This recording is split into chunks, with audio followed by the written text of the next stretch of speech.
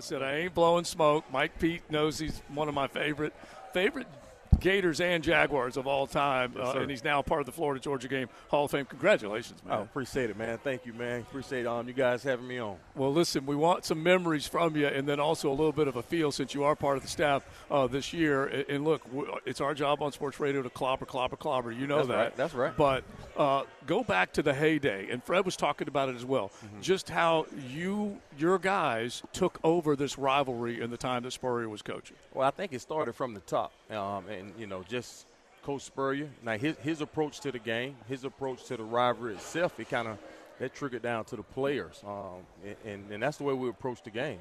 We went into every game feeling like we was about to dominate the game, and that started early in the week. Was there hate, Mike? Was there hate for Georgia? Oh yeah. There's a couple teams out there. I ain't afraid to put it out there and say, yeah, we hate those guys.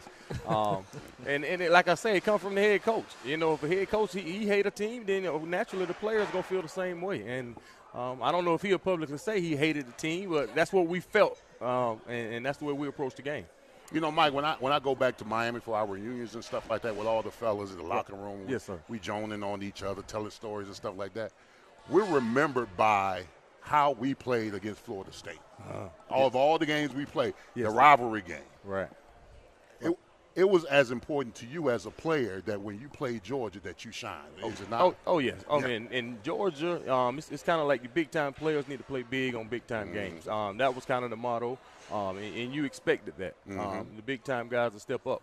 And that's it, But the good thing about it is probably a little different than Miami. I'm going to take a little jab at him now, right now. Watch this. We had a lot of rivalry games. So we had that Georgia, and then we got that Tennessee. You got to step up then. And then Florida State, we had to step up then. So, hey, if you didn't do what I clean it up right here. If you didn't do well in that first game, you get a chance to do it again in the next big game. That's true. That's true. All right, but you're on the staff now, okay? Right. And how do you get these young dudes? You guys got a lot of young guys with a lot of talent. Right. How do you get the young dudes to hate Georgia, to be emotionally invested in this game? Well, I don't think you start out and say, hey, we're going to hate them. You show them the history. Right. You know what I mean? You show them what it's all about. And when I say hate now, I'm talking about a college football hate. It's not like, I hate that guy. Right. One of my best friends is a Georgia guy. You know what I mean? So hate is in the rivalry, meaning it's a bittersweet rivalry. We don't like each other. When it's game time or when it's Georgia week, we don't like those guys, and we want to let them know. But the way you get your players to understand that is you show them the history of the game. You show them where the game came from. You explain to them about Jacksonville, how it's going to be here, how the fans are going to approach you when you go in the stadium. You know what I mean? And now I guess I'm a living testament of when you go and you play well in the game. Yeah. You know what I mean? What can the rewards and the things that you can, reap from it. It's just good sports hate is what it is. There you go. It's college football. Yeah, exactly. A couple more from Mike Peterson because we got to work a Jaguar question in here before we're done. But when Matt asked that question, how do you get them to understand the rivalry? And Leon knows this as well as you do. You grew up not that far from Gainesville. Yeah. How much different is it with today's recruit? Because they're coming far and wide. There aren't these homegrown kids saying, that's where I'm going. You got to teach them early. I think we do a good job.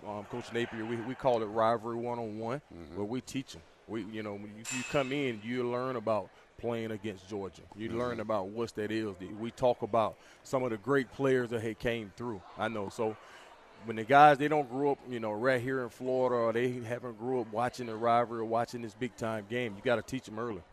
How did you guys develop in the last 3-4 weeks defensively, where now it looks like you know where you're supposed to be? You're making big plays. How did that happen so quickly? I think you can take the X's and O's. It's not really about the X's and O's. It's more so about the mentality. I talked with a lot of the guys, and we kind of had that bye week. We talked about that Gator mentality.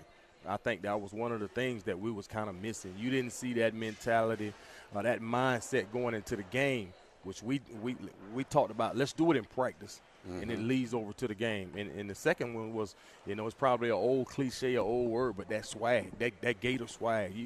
Your buddy's making a play over there. I should see you celebrating just as happy for that guy when he make the play. And you see it. We started in bye week in practice, and now it's carrying over to the game.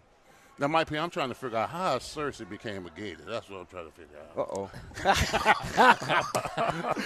How that happened? Explain that to me. That's what I'm trying to figure out. That's called good recruiting, baby. Okay, you know what I mean? Good recruiting. Good player, Yeah, too. good, and a good, he's a good player, but yeah, you got to recruit him, man. Get him out of there. All right, so throw a Jag thought on us before you go. I know, like you said, you're immersed in your job. You're coaching of linebackers, and Jack Pyburn, as we talked about, we're so proud of him from Jacksonville. But Jacksonville, dude, they have fallen on some hard times, man. Yeah. And this was supposed to be, okay, get back to the playoff season, and they've won 2 of 8. Yeah, it's a little rough right now, you know, and I'm a big fan. I still follow my Jags, man, of course, but I try to always spin everything for the positive, man. Everything happened for a reason. We're going to find a way to get this thing turned around. Mike P., I don't think they understand that because we play for the Jaguars, we're emotionally invested, bro. There you go. Talk about it.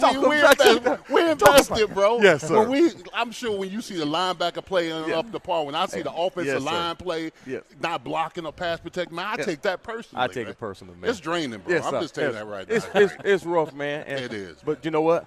I'm a coach now, so I try not to get in fan mode too much and talk too bad about them because I don't want nobody doing the same to me. Positivity. So, there you go. Positive. Stay positive, man. All right, leave the Gators because we know they're double-digit underdogs in this game, but leave the Gators with your favorite memory of this game because you were in some good ones. Right. There's no question. I said in my speech earlier, man, when you play ball a long time, you start to forget about all the great plays and you remember about the bad plays. But my good memory of the Florida, probably my best memory is probably everything that comes with the game. Mm-hmm. Like, I'm excited right now about Saturday morning when we cross that bridge and you see that sea of orange and blue and you see that sea of that other color. I'm excited about that. Like, I like the whole week. I think playing here in Jacksonville, it gave me a chance to appreciate it during the week. Mm-hmm. So now I get a chance to go through the week, and I see the tailgaters here. I see the Winnebagers, the RVs. You know what I mean? So the build up to the game, walking in a gas station with all my Gator stuff on, and a Georgia guy, he has all his colors on. He look at me, I look at him, and we don't even greet each other. We just go the other way.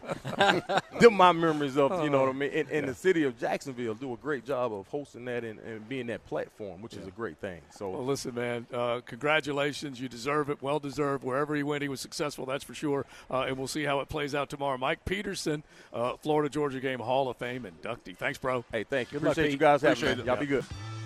Hey, it's Matt Hayes. Thanks so much for watching the 1010XL Gators channel. For more college football coverage, check out the Knowles channel.